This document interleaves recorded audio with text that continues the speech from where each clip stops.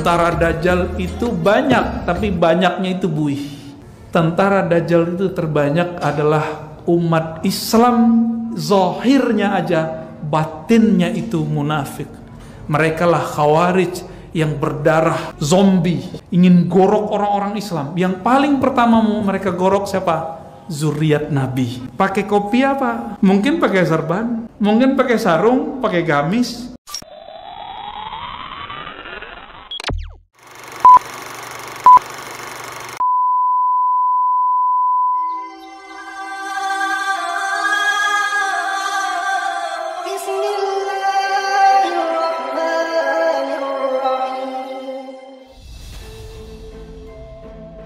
Ini ujian semua, ujian nanti orang ketika muncul juru selamat. Nanti kan juru selamat ini ada yang palsu, ada yang asli. Dia ngikut yang mana? Di saat-saat itu muncullah juru selamat. Juru selamatnya, tunggu dulu, jangan bilang asli atau palsu dulu. Dia bawalah semua makanan, ditunjukkan keajaiban-keajaiban. Akhirnya dulu orang yang suka sakti-sakti pada ngikut dia. Habis itu dia bilang saya wali Allah. Lama-lama dia bilang apa? Sebenarnya saya ini Allah. Gitu, nanti begitu ntar. Sebenarnya saya ini Tuhan kalian, menjelma, menyelamatkan kalian. Nanti dia terbang kemana-mana, dia tumbuhkan dalam sekejap pohon-pohon. Bisa begitu Pak nanti.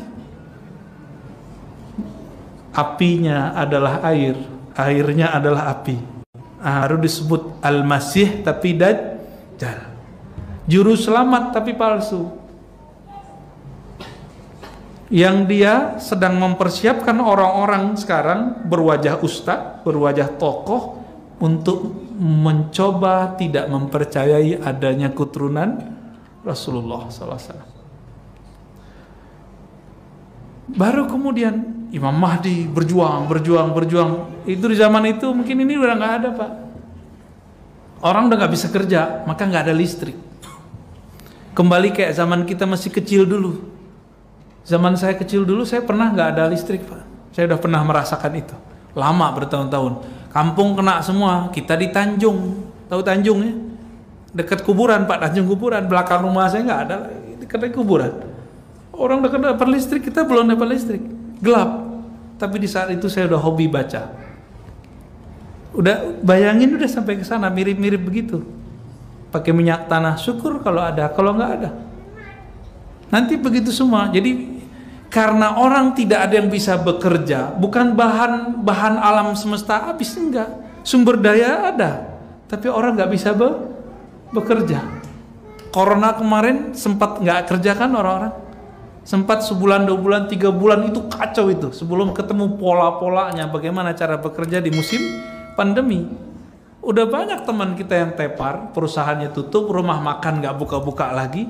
Perusahaan udah banyak Pak Jakarta yang udah nggak close, exit sudah. Nanti orang nggak bisa kerja. Gimana? Ketakutan nggak saya cerita begini? Saya udah sering dapat cerita begini Pak. Ketakutan juga kita. Tapi tenang, Allah itu khairul makirin. Allah itu ngaturnya lebih cakep daripada si Dajjal. Tenang aja. Cuma orang kan nggak mau tenang, orang mau kelusuk-kelusuk, ya, mau kelusuk-kelusuk, nggak ada ketenangan di hatinya karena nggak zikr qalbi. Baru nanti ketika terpojok Al-Imam Al-Mahdi bersama pengikutnya nggak banyak Pak, yang inti cuma 313, sebanyak jumlah Ahlul Badar, sebanyak jumlahnya para Rasul. 313, tapi doa-doa mereka mustajab, zikir-zikir mereka senjata. Kalau doa mereka mustajab, zikirnya senjata, sakti nggak tuh 313? Sohibul Karomat, ya mirip-mirip Ahlul Badar ngelawan ribuan orang, sekali tonjok yang jatuh 3. Tonjok ini jatuh 3, 4, 5, 10, bisa begitu nanti. Karena di dalam dirinya ada kekuatan, di dalam kekuatan, nurun ala nur. Ada nur, di dalam nurnya ada nur lagi. Musuh Allah gelap lagi, gelap berlapis-lapis. Terang lawan gelap, menang siapa? Ya menang terang lah.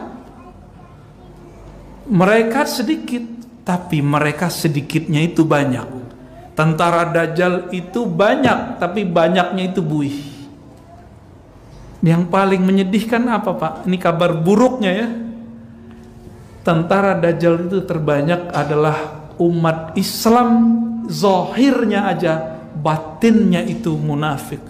Mereka lah Khawarij yang berdarah zombie, ingin gorok orang-orang Islam. Yang paling pertama mau mereka gorok siapa? Zuriat Nabi. Karena mereka tidak percaya dengan adanya zuriat Nabi. Pakai kopi apa?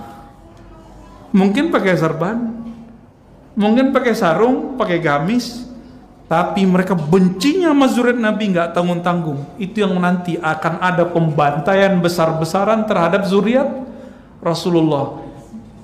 Itu kerjaan Dajjal. Karena seperti zaman Fir'aun, masih ingat?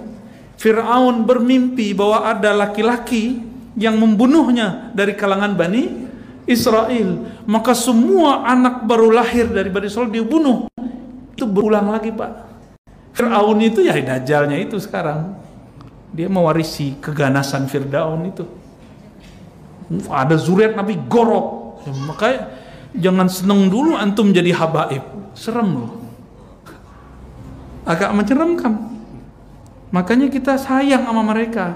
Kita cinta kepada mereka. Siapa tahu dari keturunan dia, ya kan? Kita nggak tahu. Siapa tahu omnya dia, pamannya dia, adeknya dia yang jadi Imam Al-Mahdi. Kita kan nggak tahu. Ini yang menyedihkan, Pak. Itu yang Nabi katakan, fa iza laqitumuhum faqtuluhum. Kalau ketemu Khawarij, lawan. Kalau sekarang lawannya belum pakai pedang, lawannya karena mereka bawa pemikiran, kita lawan pakai pikiran. Mereka bawa Quran, kita jelasin Quran. Mereka nyebut sunnah, ayo kita uji sunnah. Ya, ayo kita uji sunnah. Siapa yang takut? Ya, nggak ada takut, nggak boleh ada rasa takut. Tapi kegeeran juga nggak boleh. Ya antara itulah. Ya, antara khauf dan roja, antara rasa takut Allah nggak terima, tapi juga harapan besar Allah terima. Itu, Pak, kolbunya tentara Imam Mahdi itu begitu. Cemas-cemas harap, cemas-cemas harap, takut-takut tenang, gitu. Ada begitu. Kenapa? Di kolbunya ada keyakinan dan kesetiaan, dua aja. Ada keyakinan, ada kesetiaan. Ke siapa dia setia? Kepada Imam Al-Mahdi ntar. Di saat Imam Al-Mahdi bersama pengikutnya terjepit di salah satu tempat di Syam, di wilayah timur kota Damaskus, ada satu menara putih, dan itu dirahasiakan Allah hari ini. Makanya Syam sekarang dihancurkan nggak? Kenapa? Dajjal ngerti, Pak, bahwa dia akan dibunuh oleh Isa. Isa turunnya di mana? Timurnya Damaskus. Seperti dulu Dajjal itu merencanakan kematian Nabi Isa karena dia tahu di print takdirnya dia. Jadi di Lauh Mahfuz dulu dia dikasih izin mengintip, karena sebelum Nabi Muhammad jin, iblis, dukun-dukun itu dikasih kabar.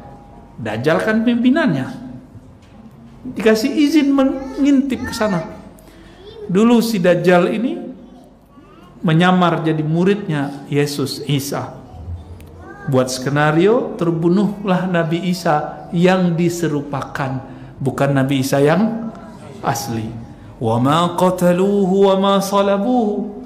Mereka tidak pernah membunuh Isa, juga tidak menyalibnya, tetapi syubbiha lahum, ditasbihkan, dibuat personifikasi mirip dengan Nabi Isa. Siapa yang buat skenario? Yang mau bunuh Nabi Isa? Dajjal. Karena dia tahu yang akan bunuh dia siapa? Ternyata Allah punya cerita lain. Diangkat Nabi Isa ke langit kedua. Ketemulah Nabi Muhammad waktu Mi'raj. Oh, ini tuh namanya Isa. Ketemu Nabi Muhammad. Isa ya ada di langit kedua, Pak, sekarang. Tubuh fisiknya dan ruhnya masih ada lengkap. Belum mati beliau. Kalimatnya cuma mutawafika. Mutawafika secara ilmu harfiahnya bisa diartikan kami sempurnakan engkau. Bukan kami watikan, bukan. Terus nanti turun di Menara Putih. Di saat itulah kalau ada Nabi Isa, kaburlah si Dajjal. Nah, nanti ada saat Al-Mahdi ini tidak diizinkan Allah langsung menangani Dajjal. Kenapa? Gelarnya nggak matching. Al-Masih Isa matching sama Al-Masih Dajjal. Ya nggak urusan Mahdi lah itu, gitu. Maka diserahkanlah mandat kepada Nabi Isa untuk membunuh Dajjal. Nah, nanti ada saatnya. Dajjal itu cuma 40 hari, Pak. Mirip seperti masa Samiri 40 hari di masa Nabi Musa, karena orangnya sama. 40 hari di zaman Nabi Musa persis kayak 40 tahun ngerusak iman Bani Israel. Nanti 40 hari, satu hari seperti 1 tahun. Hari kedua di hadis itu dikatakan seperti sebulan. Hari ketiga seperti seminggu. Hari berikutnya seperti hari-hari biasa bagi orang beriman. Bagi orang nggak beriman, 1 hari kayak setahun. Hari kedua setahun, hari ketiga setahun, rasanya 40 tahun lebih. Terus siksa. Akhirnya mereka mikir, ya udahlah, kita jadi hambanya Al-Masih Dajjal aja. Itu Pak, nanti orang nggak kuat lapar. Kalau kita ini hamba perut, hamba duit, nanti nggak kuat. Maka sekarang jangan menghambakan diri kepada fulus, kepada perut. Kalah kita. Boleh kita butuh ya. Tapi ya kita pagar-pagarlah diri. Di saat itu nanti hari ke-40 Dajjal digorok oleh Nabi Isa. Ada rahasia-rahasia yang tidak semuanya diturunkan kepada kita mengenai bagaimana pembunuhannya. Kan sakti itu Dajjal. Kok bisa dikejar sama Nabi Isa? Nah, itu yang nggak diturunkan kepada kita. Di hadis begitu aja, Pak. Ya nggak banyak ceritanya, begitu aja.